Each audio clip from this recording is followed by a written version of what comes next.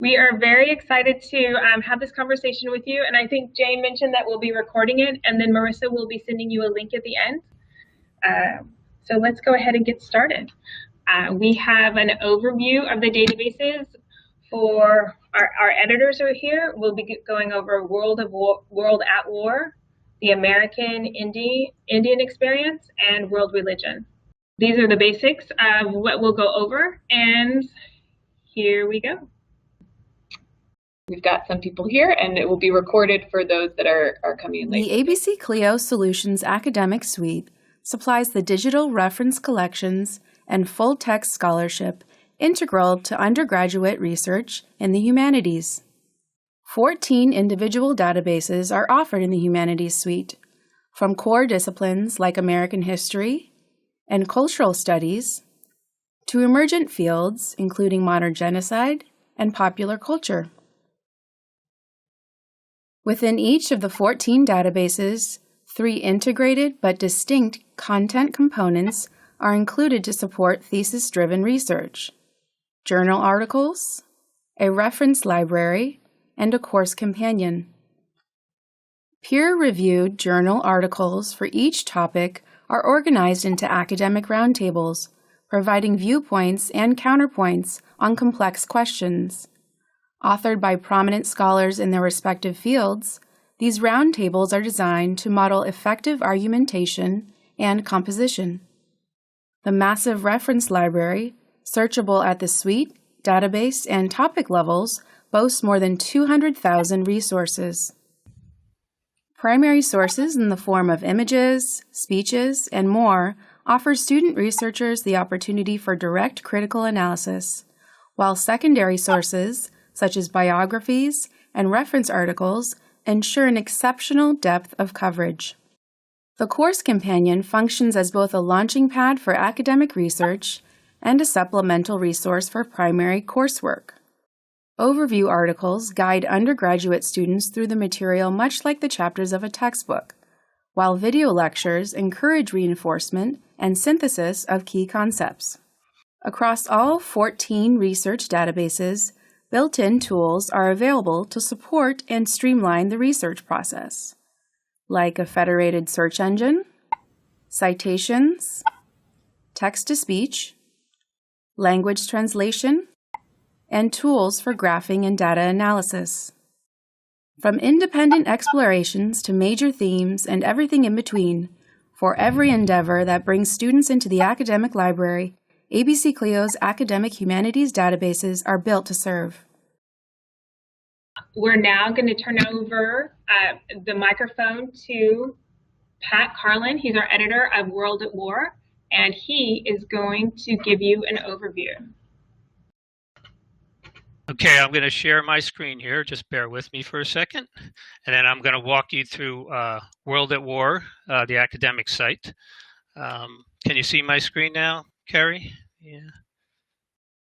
Okay. Yes. Okay, great.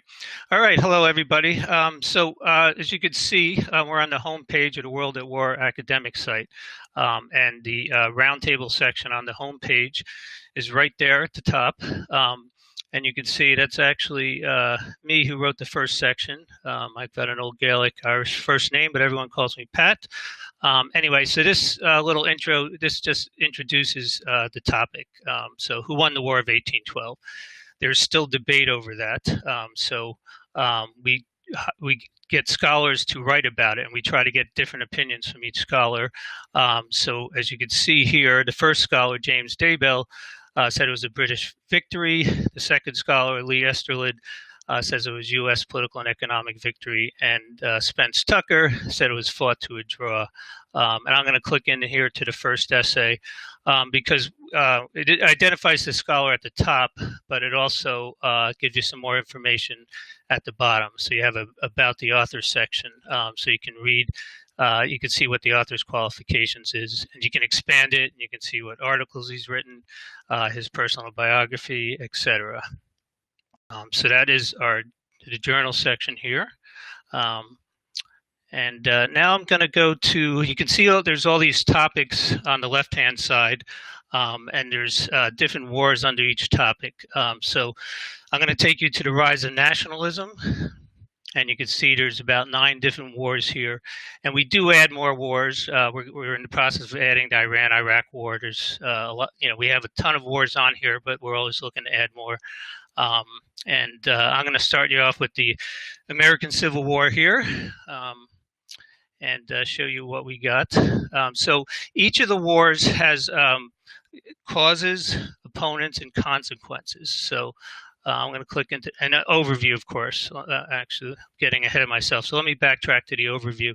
And many of the main pieces are written by the same scholar. So in this case, and there's always a lot of images as well that go along with it. But so this gives you kind of an overview, and you can see a well-known Civil War scholar, Stephen Woodworth, wrote these sections here.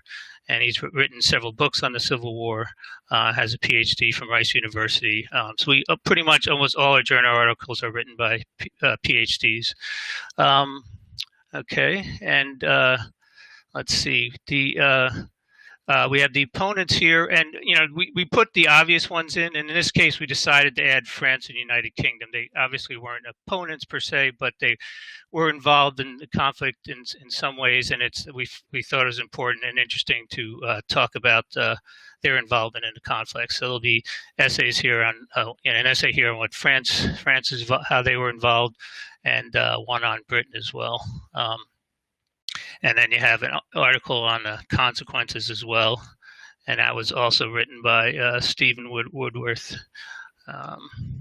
Okay, so let me take you down to our reference library here. So this is kind of a curated section. We have thousands of entries on the Civil War, but we thought it was important to highlight some of the ones we think are most significant. So on the reference articles, if you kind of scroll through here, you can kind of get a good look at some of the more important content here. All the stuff you'd expect, Gettysburg, and then some more interesting stuff like the New York City draft riots, war correspondence, woman. So we have a bunch of different entries there. And besides reference articles, obviously we have plenty of biographies as well. And here's kind of a curated look at 20 significant biographies on the Civil War. And we also have a timeline. It's actually a very thorough timeline. I won't take you through the whole thing, but you can see it starts way back in 1619, and then takes you to the end of the Civil War here. So that's very helpful. We also have facts and figures. This gives you some casualty statistics, and also adds at the end you have the cost of the war. So that gives you some interesting data on the Civil War. And then we have a lot of media. So we have photos and illustrations, which I'll click into here. You can see a list here. Let me just click at one here. A lot of them are kind of more illustrations. We do have some photos, taken by, people like Brady, but there's a lot of illustrations like this one. And there's also political cartoons, and let's see what we've got here. Click on one here, Reconstruction poster. We've got a variety of political cartoons from the day with a caption underneath explaining the cartoons. And of course, one of the most important things when you're dealing with conflict is maps. So we certainly have we have a lot more than 7 maps. So again, these are just the curated ones. We put the ones that give a pretty big overview of the American Civil War. So this one covers the first couple of years of the conflict, and you can see the key down below. So it indicates some of the Union advances, the Confederate advances, victories, and the Union blockade. So we always have a lot of maps there. And then, of course, important primary sources. So we have a lot of speeches here, everything you'd expect to see, a lot of Lincoln's, of course. You also have political government and court documents, Emancipation Proclamation, and cultural documents. So in this case, Battle Hymn of the Republic and Harriet Beecher Stowe, Uncle Tom's Cabin. We also include some letters and narratives, as you can see here. And each one, let me click into one of them here, because each one of them has a little introduction that kind of sets the stage for the document, puts it into context for the reader. And then we also, as I said, we have thousands of entries, and that you can see at the bottom it says additional resources here. So if you click into that, you get 2,622. So that's way too much. I mean, you want to narrow that down. And fortunately, we have the filter on the left-hand side. So if you just want the biographies, let's say, I can just click over to biographies, and then I can click on filters, and you can narrow it. So you can just pull up the biographies. If you just want, the photos and illustrations, so here we go, speeches here. You can just pull up the speeches. So there's a lot of way to narrow down the filters and to find the information that you want. So that's kind of a general overview. Hopefully I didn't go too fast here, but if anybody has any questions, let me know, and I'll do my best to answer it, or if Carrie can answer it. But I'm thinking that's basically a good overview of the World of War and the Civil War content there. So if anybody has any questions, let us know. Oh, thanks, Pat. We'll take questions, I think, at the end of the editorials. Okay. And right now, I'm going to turn it over to the American Indian experience.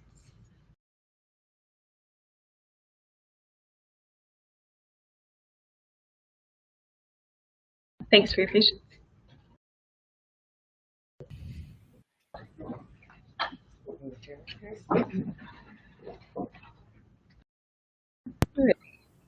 Hello, my name is Marianne Perales, and I do oversee the American Indian Experience database.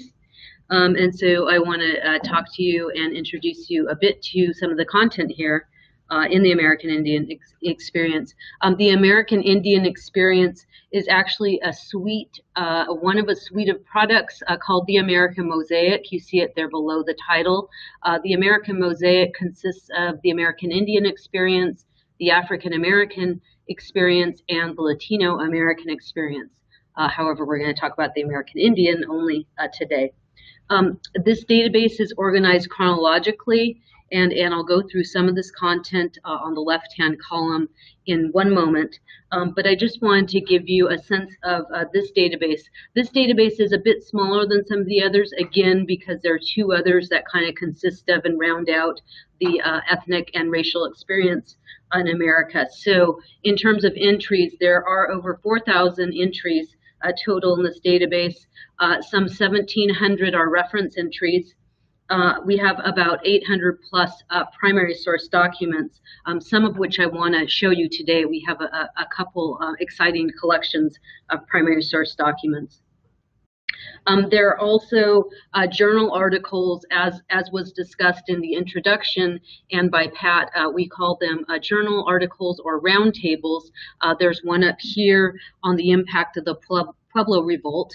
Again, I'll kind of walk you through a little bit of this, but just in terms of sheer numbers, there are 35 roundtables or journal article sets.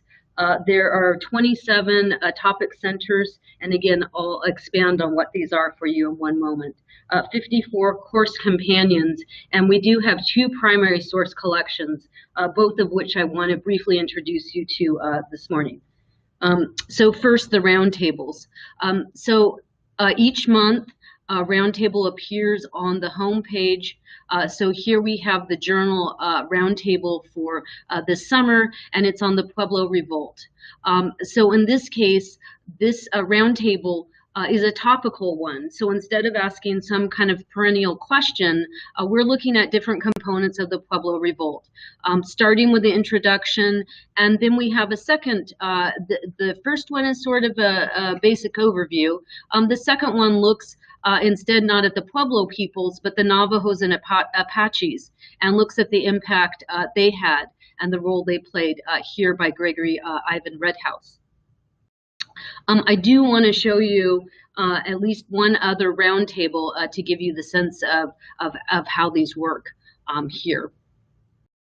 So I'll click down into a more contemporary topic. Let me just say for a minute that the American Indian experience is both historical and cultural. So much of our content covers historical themes and areas, and then a good portion does cover contemporary experiences of American and Indian peoples.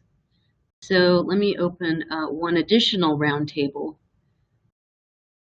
and take a look at it.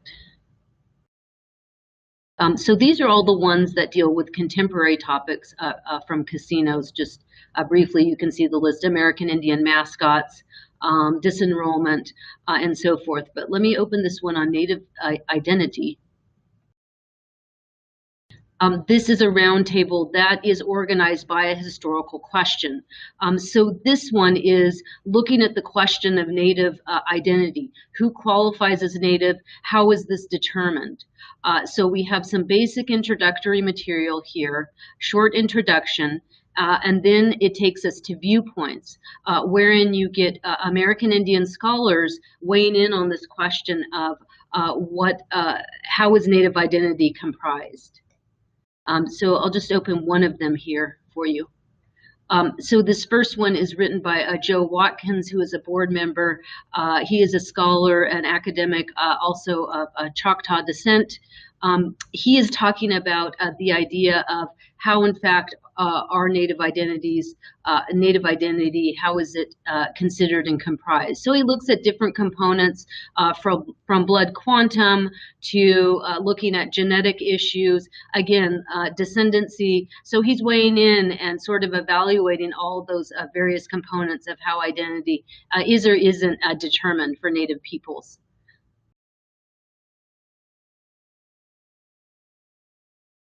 And his, as Pat mentioned, his author bio is at the bottom as well.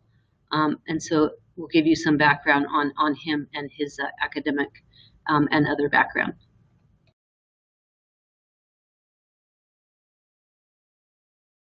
So unlike the roundtable that is up currently on the home page, again, this one focused on a historical, but you can see that column of roundtables or journal articles that focus on contemporary issues for American Indian experience.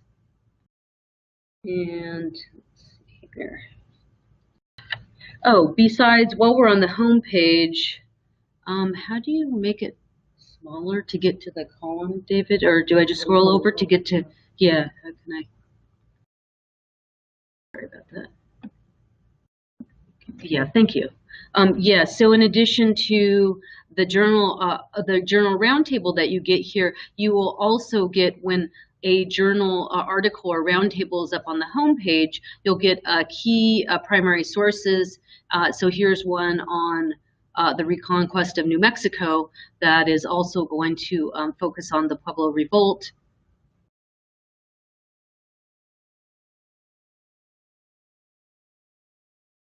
And you'll get a related resource as well, sometimes taken from our vast list of book sources and so forth. So you'll also get another piece here on the 17th century Pueblo-Spanish relations that's aimed at sort of broadening out and contextualizing that journal article or roundtable.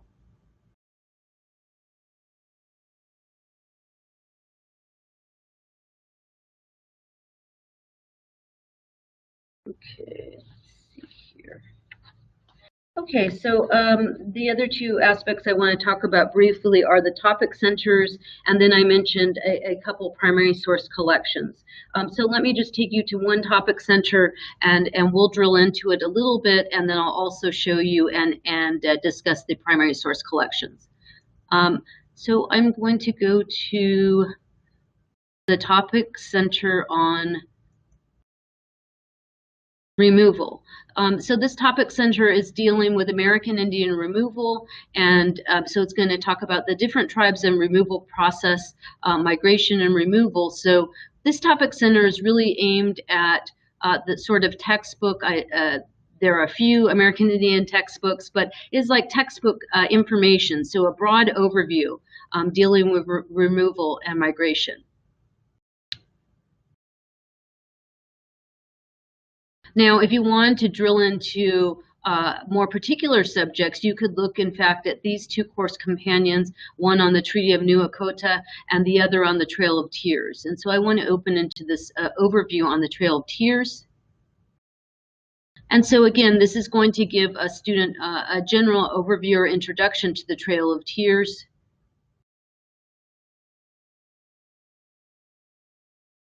And at the bottom of this is a place that we can enter into one of the primary source collections. We do have a collection of particular primary sources on removal and migration.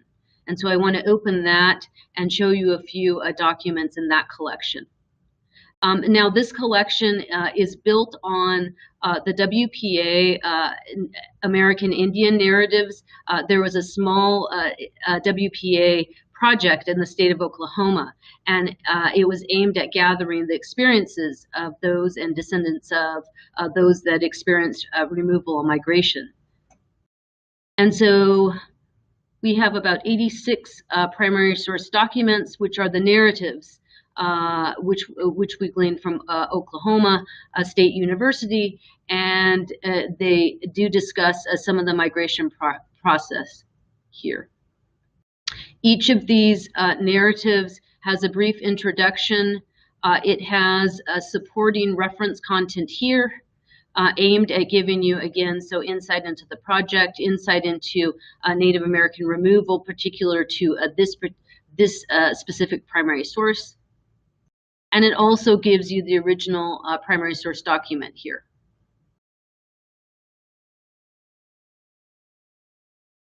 So again, this is a narrative on an individual in the Choctaw tribe, and discusses their migration removal process.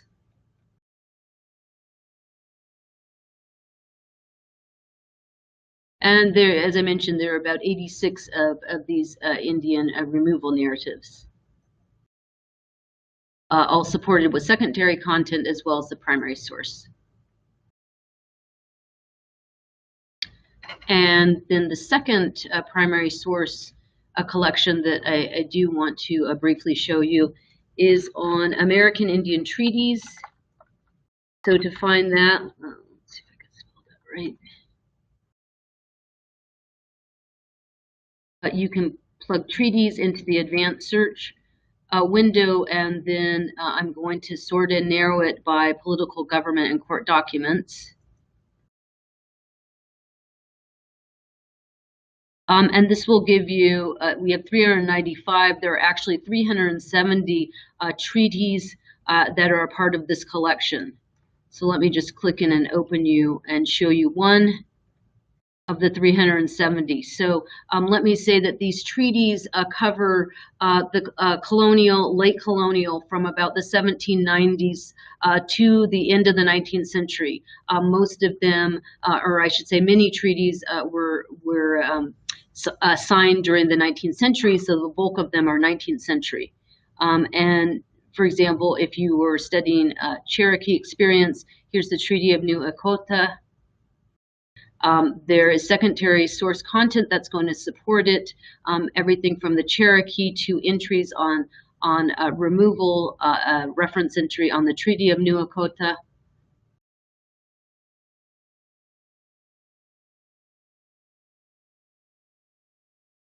And each entry in the treaties collection does include an XML file, and I should say not each, most of them also include a PDF of the original treaty. And we can, let me see, where's the, yeah, here I can make it bigger. And depending, some of course are more legible than others. This one's pretty clear, so you could just zoom and make it as big as you like, and you could actually read through the original signed treaty here. And many of them have this PDF. So it's great for, I think, students to be able to see, of course, the XML file here is the original treaty, but sometimes you need to see the actual original document. It seems to have a little more power. And I'd say there are a few hundred of those 370 that do have the original PDF there in this kind of format. Oh, that's fantastic. Yeah. Fantastic. Yeah. And I know we were scheduled originally for this to end at 10:45. So I was wondering yeah, and I think that's all. I'm done here. You're done there? Yes. Okay. If we had any questions, maybe we could look at those now. Perfect. I have. If anybody has any questions, if they want to, feel free to type them in now. That would be great.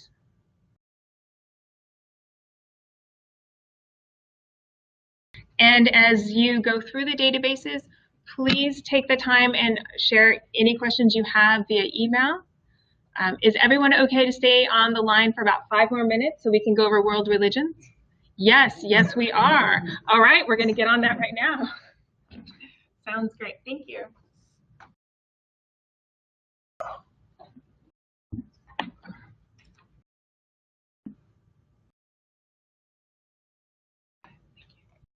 There we go. Let me change databases here. Yeah, I know. Hi, I'm David Tipton. I manage the World Religions database. And one of the strengths of our databases is that they all use a common interface. So a lot of the things that Marion and Pat showed you earlier apply to this database as well. In other words, the way it works, the way you find things is the same. So I won't replicate some of that, but I will show you the specifics about the content of World Religions. And you'll see here that we have our roundtable up on the homepage for religion. This month, the topic is jihad. And we have one of our board members giving us an introduction to the topic. And then we have some contributors doing their own viewpoint on it. And we rotate these roundtables every quarter with new content. And it's similar to what Marion said. There's a mix of different kinds of topics we approach on these. Some of them are topical, historical. Some of them are sort of religion, almost philosophical. And some of them are actually sort of timely, what's in the news. And so we try to get a mix and get all those. So one of the things that's kind of interesting about this site is world religion looks at things in more than one way. There's an historical aspect to it. There's a sort of religion and faith aspect to it as well. And there's also a demographic element to it. One of our board members, Jay Gordon Melton. Gordon is a well-known demographer of religion. He likes to look at the study of populations, how religion is changing, and that is one of the things that's going to run through the entire site as well. And with our homepage roundtables, like Marion said, we always have these primary sources over here. Some of them are in different kinds of formats. And we have a related resource that's usually something that provides some interesting or helpful background to the content. In other words, students or readers might need to know more about, well, what's the background of jihad? What's been going on in Islam since 1945? And we will pull up content from our other sources that gives that background material that helps to fill this out, so that if you've got questions about, well, what's this all about? What's the background to it? We've got this over here as well. Religion, the database is organized by religion. So here's the topics over on the side, and then underneath each of these, there's a drop down that has different aspects or sects to different religions. For example, under Christianity, Catholicism, Mormonism, Protestantism. Under Islam, you have Shia, Sufi, Sunni, and each of these, when you go into them, these topics provide you with an introduction, overview material, origins or the history, the fundamentals of the belief, what's the core faith idea, how the religion has spread and developed, and then sort of what's going on today, what's the modern practices. So each of those is divided up like a textbook in that way and gives you that background material. And with each one of these, go back out to, let's pull something else apply, Christianity. There we have a selection of roundtable journal articles that go along with these and our reference library, where we have picked out specific things that fit in with this content. These are all sort of curated things that really tie in and help to look at this material. And then, as Pat said, there's lots of other stuff as well that's related, but we know that's too much stuff. And so you can access it by clicking on those related resources and then filter it down to get just what you're looking for. Say if you're just looking for the political cartoons and document images, you can pull up just those.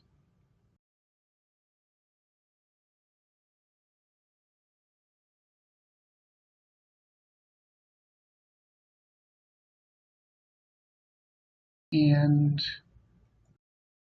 for religion, advanced search works in the same kind of way, and you can see here the breakdown of the religions and the subtopics within them. You can also sort by countries, and you can actually sort by time periods as well. So that gives you a way to filter out all the content that we've got and get what you're looking for.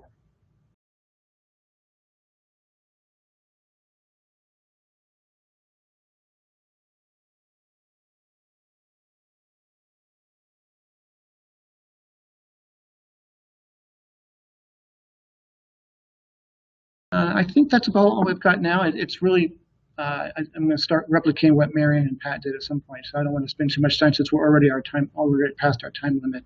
But if anybody has any questions afterwards, just by all means let me know. Oh, fantastic. Thank you so much, David.